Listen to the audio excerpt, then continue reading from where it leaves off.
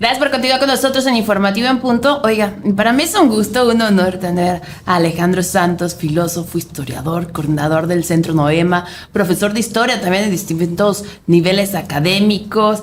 Él ha hecho su carrera en UNAM, una especialidad en el ITAM. Bueno, Ale, ¿tú quién no has hecho? Platícanos. ¿Cómo estás? Muy buenos días. Bueno, yo creo que sí sería un poquito exagerado decir que no he hecho, porque hacer todo es hacer también nada. Pero creo que sí, en los últimos años me he centrado mucho en la historia. Aquí en Cancún me he dedicado a impartir, como decías, en todos los niveles, clases de historia de México, y a nivel ya universitario, clases de historia del arte, historia del cine, que es una materia que voy a impartir próximamente. Entonces, la historia sí ha estado centralmente en los últimos años en mi ejercicio profesional. Pues Ale, es un gusto tenerte aquí porque aparte de historiador eres filósofo y yo siempre lo he dicho, ¿no? De las personas más inteligentes que conozco siempre son los filósofos. Te conozco ya desde muchísimos años y para mí es un gusto tenerte aquí. Y aparte que nos cuentes la historia pues desde otra perspectiva, porque muchísimas veces escuchamos historia y nos alejamos. ¿Qué mejor que conocer la historia de nuestro país, la historia de México, contada ahora sí que yo digo desmenuzada, lo que no se sabe, lo que pues a veces se queda ahí oculto en la historia? Hoy un día importante, la Batalla de Puebla. ¿Qué significó la Batalla de Puebla para México? Fíjate, más si nuestro municipio se llama Benito Juárez, creo que es un buen momento para reencontrarnos ahí. Yo siempre le digo a mis estudiantes, a mis chicos, a mis chicas, a mis jóvenes, que relacionen su vida con la historia de nuestro país, de nuestro estado y de nuestro municipio. Y ahí vamos descubriendo y vamos encontrando cosas maravillosas. Pero indudablemente es un hecho duro, difícil. Yo tuve un hermano que murió hace algunos años, fue diplomático, y cuando estudió la maestría en el Instituto Matías Romero en Tlatelolco me dijo: no hay nada más triste que la historia de México del siglo XIX. Y yo coincido con él, pero agregaría algo trágico, pero al mismo tiempo esperanzador. Un gran escritor mexicano del siglo XIX decía algo lapidario y maravilloso, Guillermo Prieto: fe en el porvenir porque los pueblos son invencibles. Y esta batalla de Puebla es el ejemplo vivo de cómo los pueblos, a pesar de las situaciones más difíciles, pueden salir adelante. ¿Qué pasó en la Batalla de Puebla? Bueno, la batalla de Puebla es un hecho trascendente porque el ejército mexicano tenía todo en contra. Voy a hablar de Ignacio Zaragoza, obviamente, el personaje central en este hecho, porque les dice a un grupo de militares, algunos formados en la Guerra de Reforma y otros apenas integrándose al ejército mexicano: vamos a enfrentar al ejército más poderoso del mundo, el ejército francés. Pero aquí, frente a mí, están los mejores hijos de México. Entonces, hasta se me enchina la piel, ¿eh? No crean que en esa época había plataformas y medios sociales, sino que el que escuchaba adelante, ¿no?, le decía: oye, ¿qué dijo? Pues dijo que nosotros podemos, ¿no? Dijo que nosotros somos un pueblo que tiene esa capacidad. Y por eso yo hablaba acerca de Guillermo Prieto, porque no hay valor más importante para transmitirle a nuestros jóvenes que el valor de la esperanza. Y yo siempre he pensado que México es un gran país, y se derrota al ejército francés en condiciones un tanto extrañas, porque de repente Zaragoza, colocado sobre los fuertes de Loreto y Guadalupe, se da cuenta que Lorenzés viene de frente, lo cual en estrategia militar es muy extraño. Y obviamente el ejército mexicano estaba colocado en una posición privilegiada. 5,000 integrantes del ejército francés frente a 5,000 integrantes del ejército mexicano, y la lucha fue muy dura, fue muy ardua. Incluso hay una escena, la pueden ver si revisan un poco la iconografía de la historia de México, que hay un artillero mexicano lanzando una bala con sus manos, una bala de cañón de artillería, porque ya no tenía recursos para lanzarla desde un cañón, defendiendo a como diera lugar estos fuertes, y a fin de cuentas pues se gana la batalla. Luego vendrán hechos más aciagos, más duros. Las siguientes batallas se perderán y tendremos a un emperador austriaco gobernando México. Ale, con toda la situación que se vivía en ese momento, México gana por la buena posición que dices, por la estrategia, porque tenía mejor armamento. Fíjate que es muy interesante lo que tú dices, porque tenemos que ubicarnos en el contexto. México no era México en ese momento. Si revisamos diferentes historias, porque creo que hay que ser democráticos, incluso cuando se estudia la historia, diferentes visiones. Pero, por ejemplo, por citar algo, en biografías del poder de Enrique Krause, vemos que en la época de un emperador que ya habíamos tenido al inicio, que fue Iturbide, y después 11 gobiernos de Santana, pero todavía no quedaba claro lo que era México. Esta idea de México surge precisamente, considero, a partir de la batalla de Puebla, ¿no? Pero las condiciones eran completamente adversas, se peleaba hasta con piedras, pero había esta idea, y sobre todo por la figura de Benito Juárez. A mí me gusta mucho recorrer las calles de Cancún, y de repente yo trabajo en una escuela que es una obra social en las afueras de Cancún, y de repente paso por una escuela que se llama Ignacio Comonfort, y medio me enojo porque recuerdo que Comonfort en algún momento fue presidente de México, su vicepresidente era Benito Juárez, y decide darse un autogolpe de Estado para impedir que las leyes de la reforma se impusieran en la Constitución de 1857. Por eso digo que siempre tenemos que conectarnos con la historia. Yo les invito a los escuchas de tu programa a que cada vez que pasen por una avenida importante de la ciudad de Cancún, investiguen un poquito qué es esta avenida o algún monumento importante, ¿no? Yo, por ejemplo, pienso mucho en el de José Martín. Yo vengo de todas partes y a todas partes voy. Eso es un cancunense, ¿no? Entonces, claro, 100%. Ahí es donde nosotros nos conectamos con la historia, y es a lo que invito a mis estudiantes, y he hecho grandes descubrimientos sobre personajes de la historia frente a chicos de 14, 18, 22 años. ¿Y por qué se gana entonces esta batalla, Alejandro? Digo, y hay que reconocerlo porque hace lo más extraño, Lorenzo. Es una parte de la estrategia, de la táctica militar.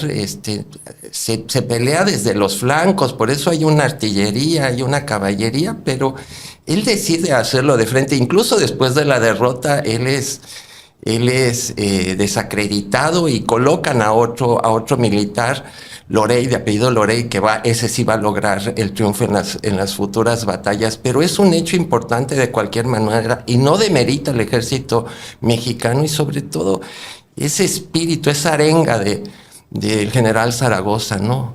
Ellos serán el mejor ejército del mundo, pero aquí están los mejores mexicanos para luchar por nuestro país. Y hay también otra cita de Guillermo Prieto que a mí me conmueve, porque dice, y nos vamos a pertrechar y lucharemos desde las murallas, desde las casonas, desde las habitaciones.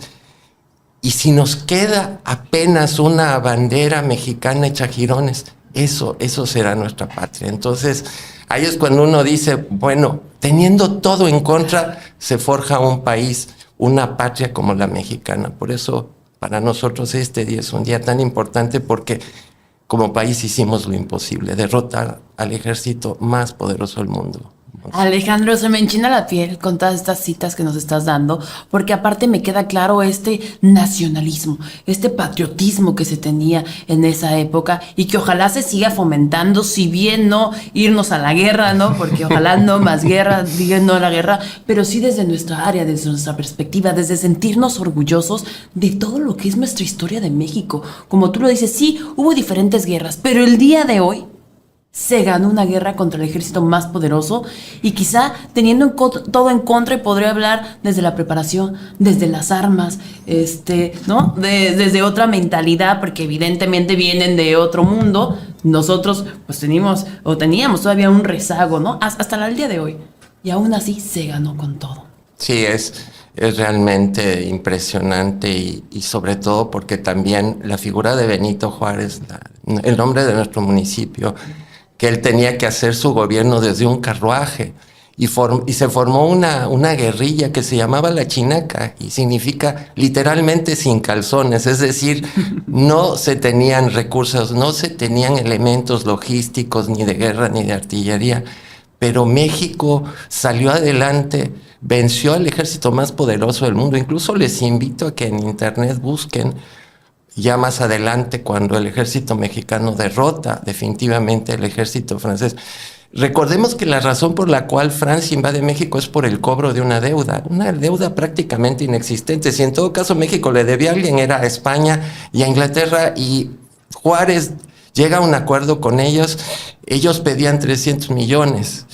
3 millones y llegaron a gastar 300 millones por esta guerra sin sentido, y por eso nosotros decimos que derrotamos al ejército más poderoso del mundo, y que Juárez, desde una diligencia llegando hasta Paso del Norte, hoy Ciudad Juárez, Chihuahua, pues él gobernaba desde ahí con lo que podía, y formando esta guerrilla de estos sin calzón que eran los integrantes de la Chinaca, que resistieron y que peleaban con palos, con piedras, pero no íbamos a permitir que una potencia extranjera nos sometiera. Y decía, y que buscan en internet nuestros radioescuchas, las cartas que personajes como Víctor Hugo, personajes como Garibaldi, que fue el gran integrador de la nación italiana, le mandaron a Juárez para pedirle clemencia para no fusilar a Maximiliano, pero era una decisión que Juárez debía tomar, y estaba de por medio pues el destino de nuestro país. Pero es un momento de la historia implacable y muy importante para que nosotros estudiemos. Yo creo que va desde el periodo de 1850 hasta 1867, que es cuando se derrota al ejército francés y se fusila a Maximiliano en el Cerro de las Campanas.